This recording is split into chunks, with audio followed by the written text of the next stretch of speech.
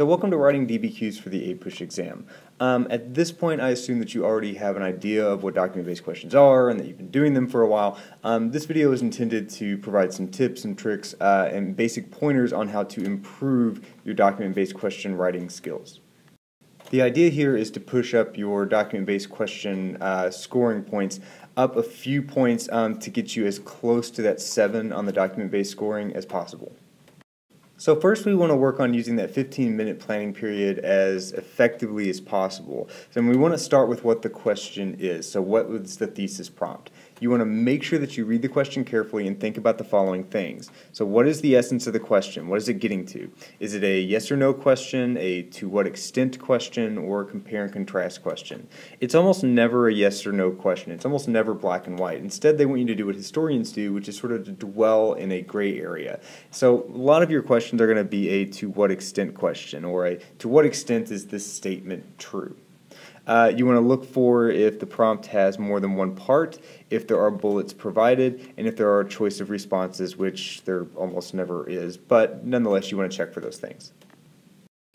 One common mistake on DBQs is that a student will write about things that are outside of the time period. So what we want to make sure that we do is to check for date parameters. In other words, does the question contain specific dates? So are they asking you to talk about the lead up to the Civil War from 1850 to 1860, or are they talking about the antebellum period from 1820 to 1840? So you want to try to make sure that you know what those dates are. That way you can keep your response inside of those dates. If there are no specific date parameters given, you want to set some of your own. You don't have to set exact dates necessarily, but concentrate on a particular time period. That way you make sure you're not talking about thematic elements that might cover an entire century or something like that.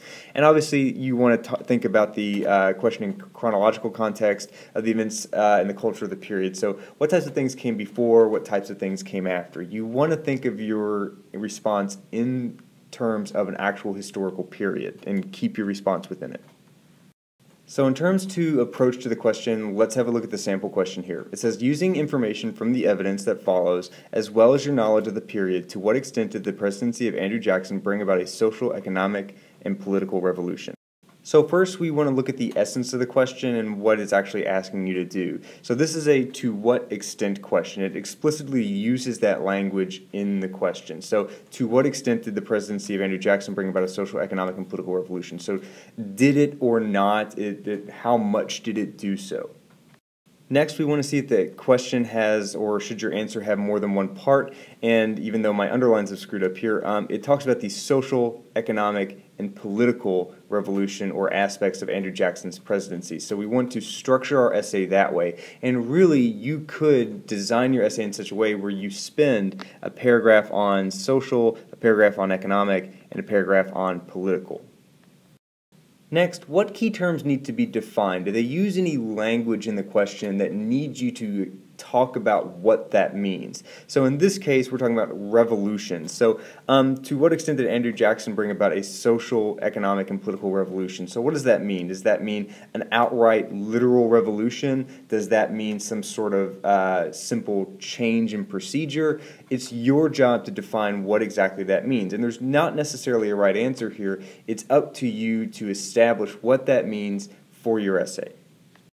Next, we're looking at date parameters. So even though it doesn't explicitly list any dates, the prompt does identify the presidency of Andrew Jackson as your parameters. That's 1829 to 1837. You don't necessarily need to know the dates because it's not the dates that are important, it's the time period. So you want to make sure you're not talking a lot about what happened before or what happened after necessarily. Instead, when you're focusing on this social, economic, and political revolution, you're looking at what happened during his presidency. After you've properly examined the prompt, and dissected it to understand things like date parameters, different parts, and what it's asking, the next thing you want to do before you look at the documents is to do a data dump. You use a data dump to try to organize outside information that you know about that might be relevant to the question. And again, you do this before you read the documents because you don't want the documents to set the parameters for your essay. You want to do that yourself. So you're going to list everything you can possibly think of that might relate to this question. You might not use it all, but put it in a place where you can go back to it and check these things off as you use them. After you've done your big data dump, next you want to read through the documents themselves, and then as you do that, add sort of like a mini data dump of new information that occurs to you as you read each one of them. As you do your big data dump at the very beginning before you start to look at the documents, you want to use those different parts of the prompt that you've identified to help you go ahead and organize that information so that you don't have to do it later. So if we identified the three different parts as social, economic, and political, what you're going to want to do is create three categories, or rather one category for each one of them. So we've created these categories here for social, political, and economic, and as you're thinking of ideas that relate to this time period and relate to Andrew Jackson, you're listing these things under each column. That way they're already organized, and as you go through to say write your paragraph that's about the political aspects of his administration, you're pulling items from this list rather than having to search through the entire list where everything's mixed in. You've got everything right here, and you can use this as kind of a checklist as you go along. After you've done the big data dump, now it's time to actually look at the documents themselves. And remember that as you're looking at them, the documents are not facts, but they're pieces of evidence to interpret, which means you can look at them from a number of different ways, and there's no necessarily one right way to interpret them. Keep in mind, though, that point of view is crucial. You want to always look for this. Try to understand why the person writing it is writing it that way. So what it is about them that results in the writing of this particular document. This can be an easy thing to identify, and if you can do that for the majority, if not all of the documents, you're going to earn yourself extra points on the rubric. Finally, always ask, does the document support or refute my thesis? And it's important not to ignore evidence, not to ignore documents that go against the argument that you're making. You want to go ahead and recognize them as a differing point of view, and then talk about why it doesn't fit into your thesis, but why your other evidence outweighs it. Very quickly, an easy way to analyze the documents is using an acronym called SOAPs. You'll get so good at analyzing documents that you won't have to use this. This will just be second nature to you. But SOAPs is subject, occasion, audience, purpose, speaker. So the subject obviously is what's being discussed. This is the easiest part where you simply summarize the contents of the document. The occasion, you want to consider what's the context of events, so what leads to this or what comes out of this. Audience, to whom is the message directed, so who is the writer or the artist speaking to. Purpose, what's the recommended action to the reader, so what's the purpose behind this document. And then finally, very important, speaker, we're looking at the source, we're trying to examine point of view. Now, identifying and analyzing point of view is something, like I said, you want to try to do for the majority of documents, if not trying to do it for every single one. If you can do that, you're going to earn yourself extra points on the DBQ rubric and very much set yourself apart from other DBQ writers on the test.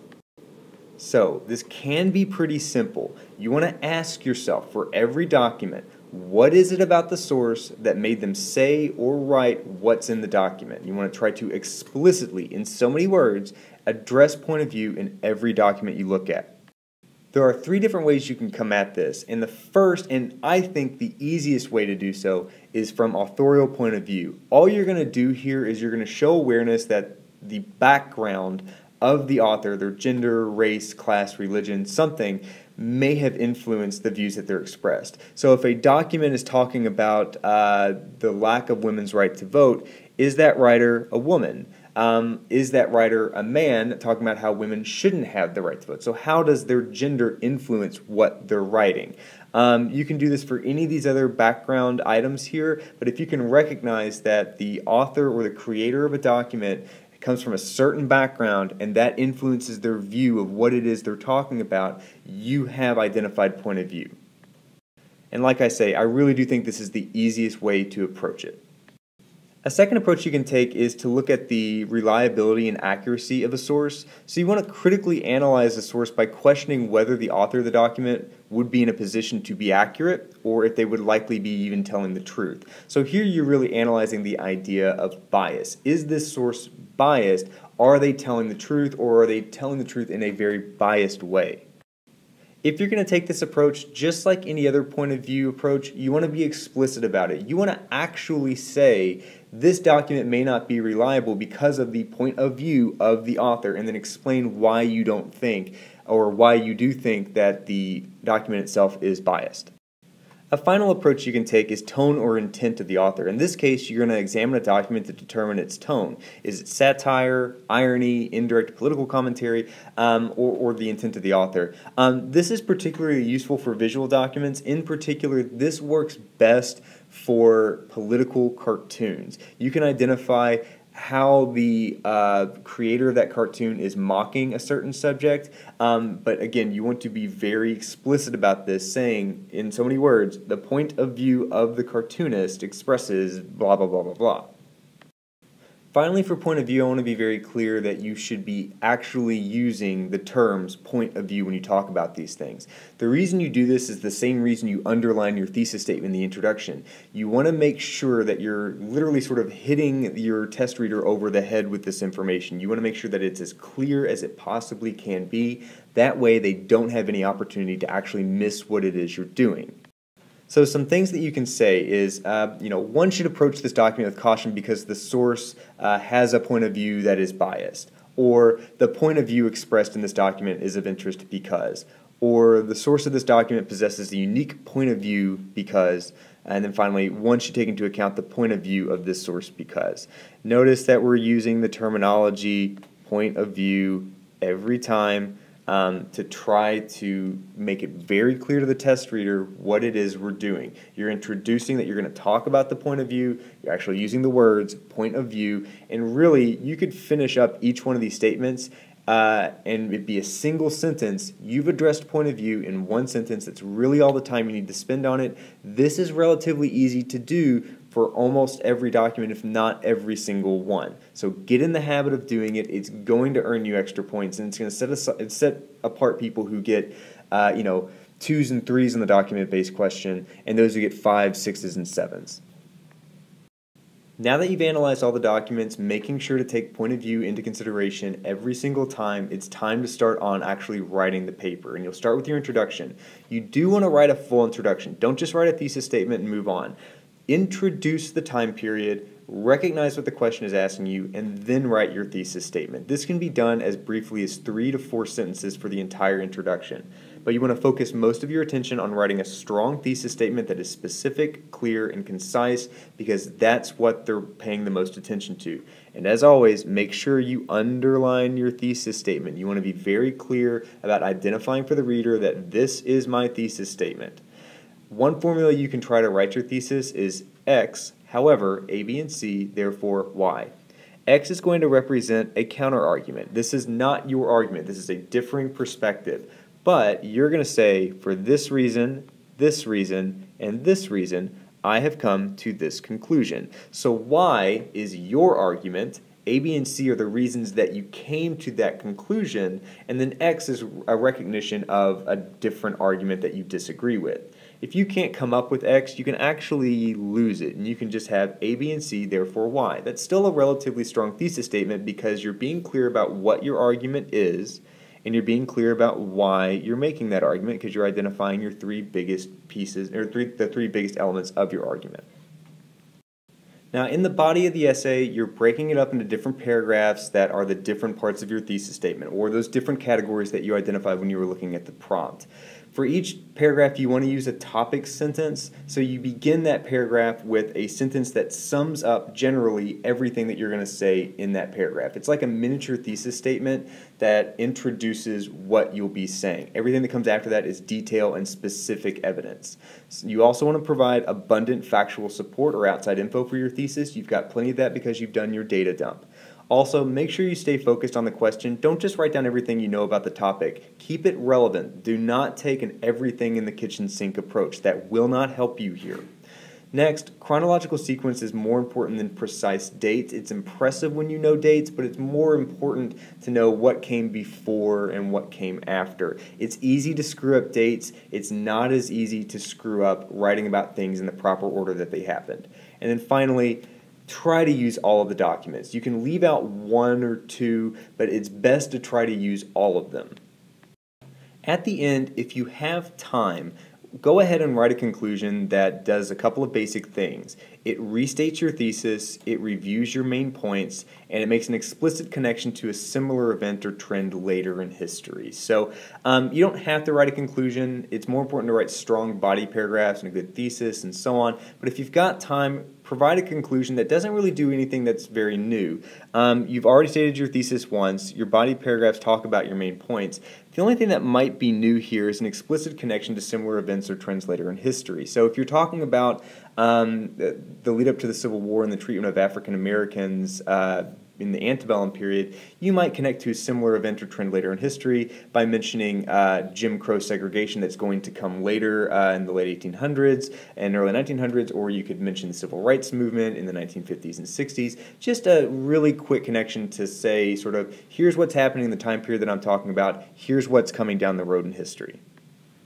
Finally, to summarize what we've done here, you want to start off by asking what's the essence of the question, what key terms need to be defined, what are the date parameters, and then you're going to do a data dump. You want to analyze the document using SOAPs and always take point of view into account. You want to make sure that your introduction has a clear thesis statement that answers the question in 1, maybe 2 sentences, and then in your body paragraphs provide abundant and appropriate factual support for your thesis. Finally, if you have enough time, write a conclusion.